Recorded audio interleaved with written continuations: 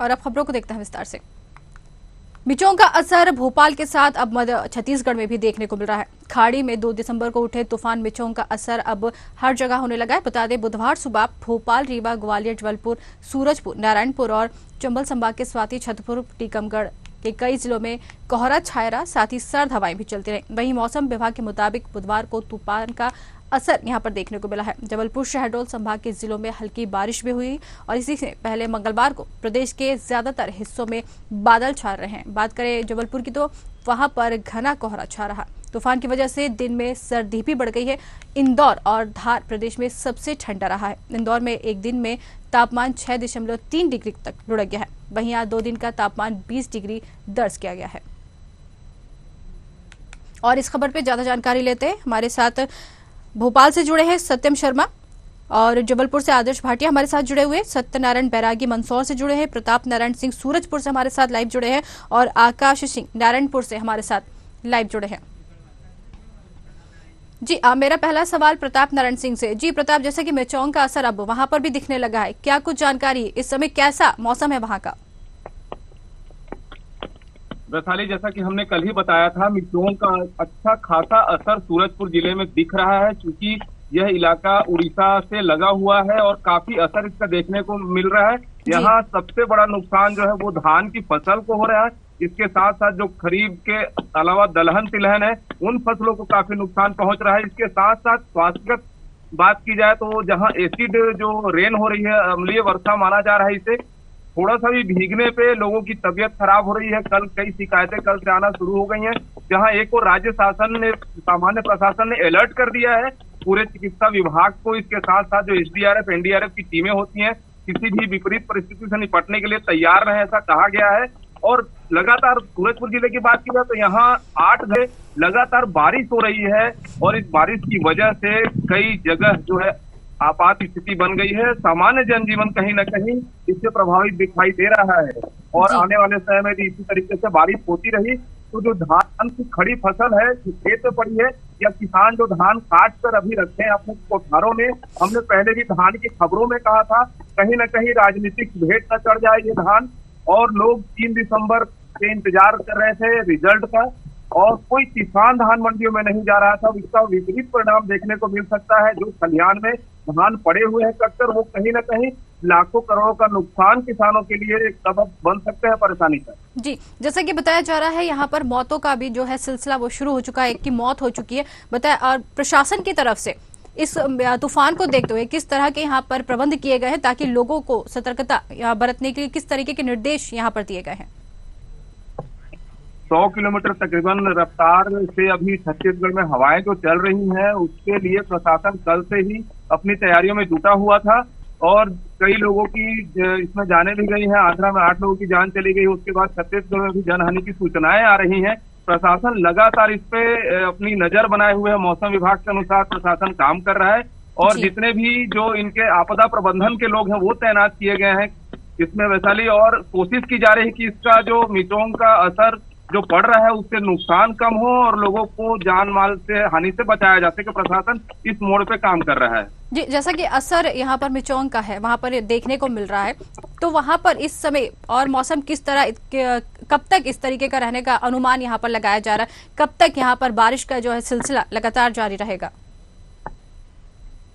जी वैशाली, 8 घंटों से तो लगातार बारिश हो ही रही है। मौसम विभाग के सूत्रों से मिली जो जानकारी है उसके हिसाब से 48 घंटे तक बारिश होने की संभावना है रुक रुक कर। और यदि बारिश लगातार होती रही, जो निचले मैदानी इलाके हैं वो कहीं ना कहीं आम जनजीवन को अच्छे खासे प्रभावित करेंगे। इसका खामियाजा किसानों को सबसे ज्यादा भुगतना पड़ सकता है और बच्चे बूढ़े जो उनके स्वास्थ्य को लेकर चिंता जताई जा रही है। मैदानी अमला स्वास्थ्य का सतर्क किया गया है। मौसम यदि ऐसे ही बना रहा 48 घंटे तो निश्चित तौर पर स्वास्थ्य समस्याएं, कृषि को लेकर किसानों की परेशानी बढ़ेगी और कई फसलें, सब्जियों की फसलें, मैं बता दूं सूरजपुर जिले में सर्वाधिक सब्जी का उत्पादन तिलखिली नेशनल हाईवे पर स्थित जो ग्राम पंचायत है वहां होता है। वहां सब्जी के उत्पादनकर्ताओं से हमारी बात हुई, किसानों से बात हुई, उनका कहना है यदि बारिश 48 घंटे हुई तो सब्जियों को काफी नुकसान पहुंचेगा और सब्जियां और महंगी हो सकती है आने वाले दिनों में। जी, मेरा अगला सवाल आकाश सिंह से है जो कि नारायणपुर से हमारे साथ है। आकाश, मिचोंग का असर अब वहां पर भी दिख रहा है, फिलहाल क्या स्थिति है इस समय वहां की? जी कल रात से ही रुक रुक के बारिश हो रही है और अभी रात रात के बाद से सुबह जो बारिश चालू हुई है वो अब तक के रुकने का नाम नहीं ले रही है। पूरा का पूरा जो कृषि प्रधान क्षेत्र है उन क्षेत्रों में जो धान की जो फसल है उसको काफी नुकसान हुआ है। साथ ही जो सब्जी की फसल है उनको भी नुकसान होने की जो बात है वो कही जा रही है। जी जी, जैसा कि वहां पर किसानों की आपने बात करी कि किसानों को यहाँ पर नुकसान होता हुआ नजर आ रहा है। फिलहाल प्रशासन की तरफ से किस तरीके के निर्देश दिए गए हैं वहां पर किसानों के लिए, किस तरीके की सावधानी बरतने को कहा गया है? जी लगातार जो मौसम विभाग है वो लगातार अलर्ट जारी किए हुए है। जिस दिन से मिचौंग की बात आ रही थी तब से ही जो स्थानीय जो प्रशासन है उसके द्वारा लगातार अलर्ट दिए जा रहे थे, मैसेज किए जा रहे थे मोबाइल, और जिस भी प्रकार से किसानों तक के पहुंचा जा सके ये कोशिश की जा रही थी प्रशासन की ओर से। और लगातार बताया जा रहा था कि जो बारिश की संभावना है जिसके चलते यहाँ के जो किसान है वो अधिकतर किसानों ने जो पॉलीथीन की व्यवस्था कर ली थी, झिल्ली की व्यवस्था कर ली थी जिससे उनको अनाज को ढका जा सके। साथ ही जो फसल खेतों में थी खड़ी थी वो उन फसलों को काटा नहीं गया है। कई कई जगह जो फसल काटे गए हैं निश्चित तौर पे नुकसान भी हुए हैं। प्रशासन निश्चित तौर पे इस पे मुस्तैद नजर आता है जानकारी प्रदान करने। जी आकाश, जैसे कि लगातार यहाँ पर बारिश का दौर जो है वो शुरू हो चुका है, रुक रुक के यहाँ पर बारिश भी हो रही है, तो वहां पर इस समय किस तरीके की सावधानी लोगों के द्वारा बरती जा रही है? मौसम कैसा असर डाल रहा है लोगों की सेहत पर? जी कहीं ना कहीं जो मौसम है अचानक बदल जाने से लोगों को सर्दी जुकाम इस प्रकार की बीमारियों से तो जूझना पड़ रहा है। जो हॉस्पिटल है उसमें भी सर्दी जुकाम के जो मरीज हैं वो आने लगे हैं। और बात की जाए तो सावधानी बरतने की तो अधिकतर जो पहुंच विहीन क्षेत्र के लोग हैं वो अभी घरों से निकलने के लिए कतरा रहे हैं और अपने आप को घरों में ही सुरक्षित रख रहे हैं ताकि बाहर ना निकले, क्योंकि जो नदी नाले हों अचानक भर जाने से आने जाने के समय में कहीं ना कहीं उन बाढ़ के परेशानियों में फंस सकते हैं। इसका खासा ध्यान रखा जा रहा है क्षेत्र में। जी आकाश, हम चाहेंगे कि एक बार आप हमारे दर्शकों को वहां की तस्वीरें दिखा दें कि लगातार वहां पर जो है बारिश का सिलसिला जारी है। जी मेरे पीछे आप देख सकते हैं खेत के पास में मैं खड़ा हूँ। हाल ही में यहाँ पे फसल कट चुकी है और जो पूरा जो खेत आप देख सकते हैं अभी भी इसमें पानी भर गया है। पहले सूखा हुआ था खेत, अभी इसमें पानी भर चुका है। यदि यहाँ पे फसल होती तो निश्चित तौर पे इसका नुकसान होता, लेकिन समय रहते कृषक ने जो फसल है वो काट ली थी और जिसके चलते अभी उसका जो फसल है वो सुरक्षित बताया जा रहा है। अपने घर ले जाकर जो कोठार है उसमें रखा गया है। जी और इस पर और ज्यादा जानकारी लेते हैं जो कि हमारे साथ हमारे संवाददाता सत्यम शर्मा जो कि हमारे साथ भोपाल से जुड़े हैं और सत्यनारायण बैरागी मंदसौर से जुड़े हैं। जी सत्यम, जैसे कि तूफान मिचौंग का असर अब मध्य प्रदेश में भी दिख रहा है, क्या कुछ जानकारी है, किस तरह की सावधानी यहाँ पर बरती जा रही है? जी सत्यम, तक लगता है हमारी आवाज नहीं जा रही है। हम रुक करेंगे आदर्श भाटिया जो कि जबलपुर से हमारे साथ जुड़े हुए। जी आदर्श, जैसे कि मौसम का यहाँ पर असर अब लगातार देखने को मिल रहा है, बारिश का जो है सिलसिला भी जारी है, फिलहाल क्या स्थिति है वहाँ की? मैं आपको बताना चाहूंगी कि यहाँ जबलपुर के जो मौसम विभाग के जो एक्सपर्ट हैं उनके द्वारा जो राय दी गई है और डिक्लेयर किया गया है कि पिछले 24 घंटों से यहाँ पर लगातार बारिश का मौसम बना हुआ है और हल्की हल्की बूंदाबांदी हो रही है और ये लगभग जो मौसम है अगले 48 घंटे तक लगातार लोगों के स्वास्थ्य पर भी प्रभाव पड़ रहा है, आने जाने उनके उस पर भी प्रभाव पड़ रहा है और प्रशासन द्वारा बच्चों के स्कूल का समय भी बदला जा चुका है। और अगर हम किसानों की बात करें, खेती की बात करें, तो उसमें भी किसानों को काफी नुकसान हो रहा है। और इस वक्त जो मटर की खेती यहाँ पर कटके आई हुई है जी, वो पूरी तरह से सड़ने लगी है। मटर जो है मंडी में बिक नहीं पा रहा है और वो पूरे से यहाँ पर खड़े खड़े बोरों में वहां पर सड़ रहा है। जी जी मेरा अगला सवाल सत्यम शर्मा से है जो कि भोपाल से हमारे साथ जुड़े हुए हैं। सत्यम, जैसा कि मौसम का असर अब यहाँ पर दिख रहा है, फिलहाल क्या स्थिति इस समय मध्य प्रदेश में बताई जा रही है? मौसम विभाग की तरफ से किस तरीके का अलर्ट जो है यहाँ पर जारी किया गया है? देखिए वैशाली, बता दें जो मिचौंग तूफान है वो लगातार तमिलनाडु, आंध्र प्रदेश और उड़ीसा में जो तबाही है वो मचा रहा है। तमिलनाडु में बताया जा रहा है 5 से ज्यादा लोगों की मौत हो गई और वहां जल सैलाब बना हुआ है। उसके साथ ही जो मौसम है वो काफी खराब बताया जा रहा है। आपको बता दें मध्य प्रदेश की बात करें तो मध्य प्रदेश में लगातार मौसम का मचौंग तूफान का असर हो रहा है, मौसम में बदलाव हो रहा है। जबलपुर संभाग की बात करें, ग्वालियर संभाग की बात करें और रीवा संभाग की बात करें तो यह अच्छा खासा असर देखने को मिल रहा है।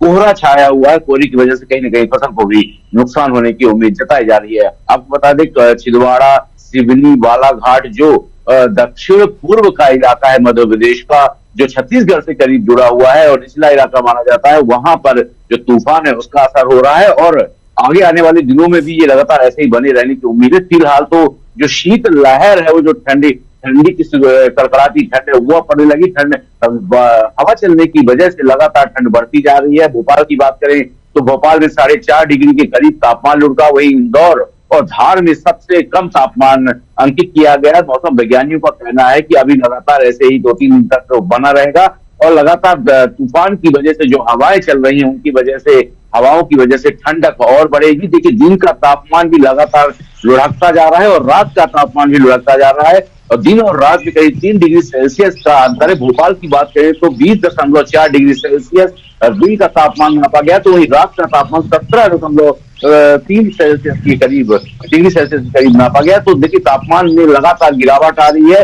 और भोपाल में भी सुबह सुबह ठंड रहती है और कोहरे की भी उम्मीद अभी जताई जा रही है। लगातार बादल बने हुए हैं। जबलपुर और जो शहडोल संभाग है वहां की बात करें तो वहां कहीं ना कहीं हल्की बारिश होने की संभावना जो है वो जताई जा रही है, जिसलिए किसानों को अलर्ट मोड पर रखा गया है। हालांकि तमिलनाडु में उठे मचौंग तूफान को लेकर के और जो उड़ीसा और जो आंध्र प्रदेश है वहां पे लगातार अलर्ट जारी है। इसमें मध्य प्रदेश में भी जो निचला इलाका है, दक्षिण पूर्व का इलाका है, वहां भी किसानों को हिदायत दी जा रही है कि अलाव का सहारा ले और जो है किसान विशेषकर ध्यान दें कि उनकी खेती को लेकर कोई नुकसान ना हो, उसको लेकर उन्होंने जो है दिशा निर्देश अभी भी दिए जा रहे हैं।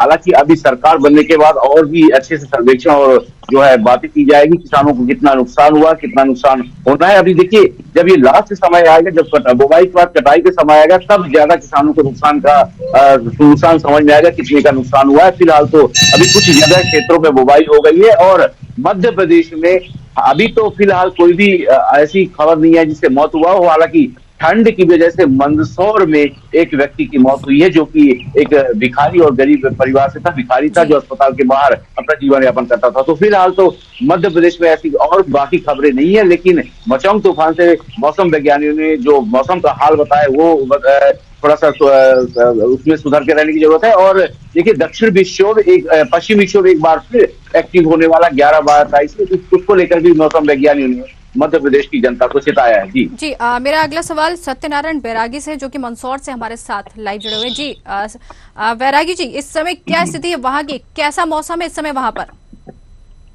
मंदसौर की अगर हम बात करें तो मंदसौर में लगातार दो दिन से बारिश हुई, उसके बाद से ठंड का जो दौर है वो बढ़ गया है। कहीं ना कहीं ये भी देखा गया है कि जो छोटे बच्चे हैं उनके ऊपर ठंड ने ज्यादा असर किया है, जिससे अस्पतालों में लगातार भीड़ बढ़ रही है। जी। तो ठंड की वजह से काफी ज्यादा फसलें हैं यहाँ की किसानों की, लेकिन किसानों की फसलों में इस बार ठंड से फायदा होने वाला है क्योंकि अभी फसलों किसान की बहुत छोटी है जी। और जब तक पक के बड़ी नहीं होती है तब तक ठंड से फसलों को कोई भी नुकसान नहीं है।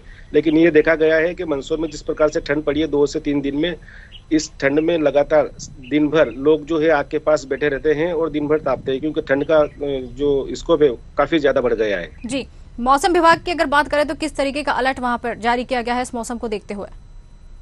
मौसम विभाग की बात करें तो मौसम विभाग की तरफ से भी हाई अलर्ट यहाँ पे जारी किया गया है क्योंकि ऐसी तो कोई स्थिति अभी है नहीं यहाँ बारिश की, लेकिन फिर भी 10 तारीख तक लगातार संभावना बनी हुई है कि कहीं इस क्षेत्र में बारिश हो सकती है। जी, मेरा अगला सवाल आदर्श भाटिया से है जो कि जबलपुर से हमारे साथ जुड़े हुए हैं। जी आदर्श, मौसम विभाग का क्या कहना है इस पूरे मौसम को लेकर, कब तक मौसम इसी तरह बने रहने की उम्मीद जताई जा रही है?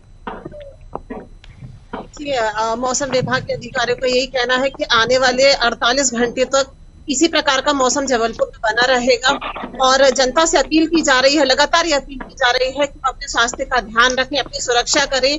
और अगर मैं बात करूं कि सबसे ज्यादा समस्या आ रही है तो हमारे रोड में जो रहने वाले जो गरीब तबके के लोग हैं उनके साथ सबसे ज्यादा समस्या है क्योंकि उनके लिए शासन और प्रशासन द्वारा किसी भी प्रकार की कोई व्यवस्था नहीं की गई है।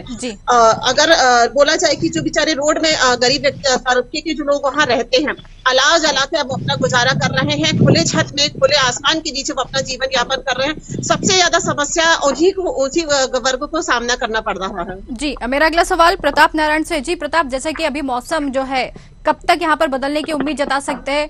अलर्ट किस तरीके का यहाँ पर जारी किया गया है कि लोग यहाँ पर बचते हुए इस मौसम से नजर आए? वैशाली, चूंकि चुनाव परिणामों के बाद कोई भी अभी सरकार गठन नहीं हुआ है, इसलिए कहीं भी प्रशासन विशेष तौर पर अलर्ट तो नजर नहीं आ रहा है। जिला प्रशासन और सामान्य प्रशासन विभाग ने जो आदेश दिए हैं उसके हिसाब से कई क्षेत्रों में अलर्ट जारी किया गया है, जहां एनडीआरएफ और एसडीआरएफ की टीमें तैनात की गई हैं। बाकी नगर निकाय क्षेत्रों की बात की जाए, शहरी क्षेत्रों में कहीं भी अलाव की व्यवस्था प्रशासन के द्वारा नहीं कराई गई है, जो आने वाले दिनों में चिंता का विषय हो सकता है। और 48 घंटे तो निश्चित तौर पर मौसम विभाग के सूत्र जो बता रहे हैं, 48 घंटे तक यही स्थिति छत्तीसगढ़ में बनी रहेगी, जिससे सबसे ज्यादा नुकसान जो है स्वास्थ्य देखा जाए तो बच्चों और बुजुर्गों के साथ किसानों को जो उनकी फसलें हैं, जो अरहर की फसल, दलहन तिलहन खड़ी है खेत में, उसको सबसे ज्यादा नुकसान होगा। और ऐसे धान जहां इकट्ठे किए गए हैं, जहां बारिश से बचने का उपाय नहीं है, किसान अभी अपने धान मंडियों तक नहीं ले जा पाए हैं, उनको सबसे ज्यादा नुकसान होने की संभावना है। प्रशासन इस आकलन और मुआवजा के अलावा आगे क्या करेगा, यह तो देखने वाली बात होगी। जी, मेरा अगला सवाल आकाश से है। जी आकाश, जैसे कि लगातार आपने बताया कि वहां पर बारिश का है जो दौर वो जारी है, कब तक और वहां पर अलर्ट जारी किया गया है? क्या किसी तरीके का लेकर कि बारिश और होगी या फिर मौसम यहाँ पर साफ होने की उम्मीद जताई जा रही है?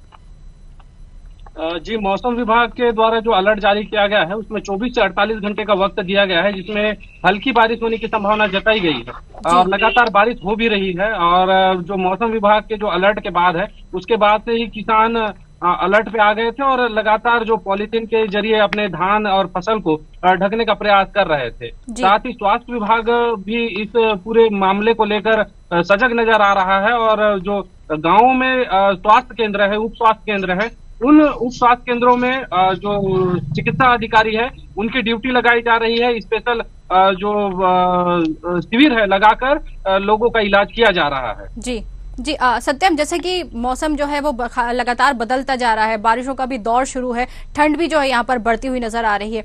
अभी फिलहाल किस तरीके का मौसम यहाँ पे मध्य प्रदेश में देखने को मिलेगा? क्या ये मौसम में बदलाव आने की उम्मीद यहाँ पर जताई जा रही है?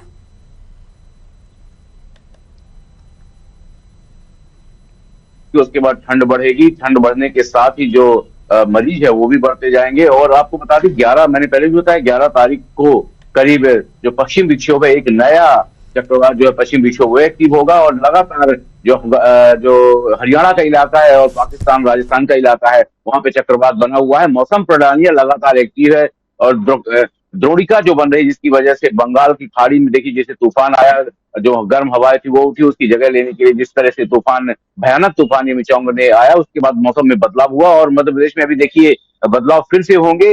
11 तारीख के बाद एक बार फिर बारिश का दौर शुरू होगा और ऐसे में किसानों और जो आम जनता है उसको सतर्क रहने की जरूरत है। और देखा जाए तो स्वास्थ्य विभाग ने भी कहा है कि जो बच्चे हैं उनको विशेषकर ख्याल रखा जाए, जो बुजुर्ग है उनका विशेषकर जो ख्याल है वो रखा जाए, क्योंकि ठंड भी बढ़ने वाली है। कल की बात करें तो कल लगातार जो सर्द हवाएं चल रही थी उसकी वजह से काफी ठंड बढ़ी थी, पारा भी लुढ़का था और दिन और रात में भी पारा लुढ़का था। आगे आने वाले 3-4 दिनों की बात करें तो आगे आने वाले 3-4 दिनों में अगर बादल छटते हैं तो बादल छटने की वजह से ठंड और बढ़ेगी, क्योंकि हवाएं और तेज होंगी। मिचोंग तूफान का असर मध्य प्रदेश के दक्षिण पूर्वी इलाकों में ज्यादातर देखा जा रहा है। भोपाल में भी जो तापमान है वो भी गिरावट हुई है। बात करें अन्य जिलों की तो जो रीवा संभाग है, रीवा, सतना और शहडोल, इन जगहों पर भी जो कोहरा है वो छाया रहता है। सुबह सुबह जो कोहरा है वो लगातार छाया रहता है। भोपाल की बात करें तो भोपाल में भी सुबह कोहरे का दौर होता है। फिलहाल तो आज कोहरा कम था, लेकिन लगातार भोपाल में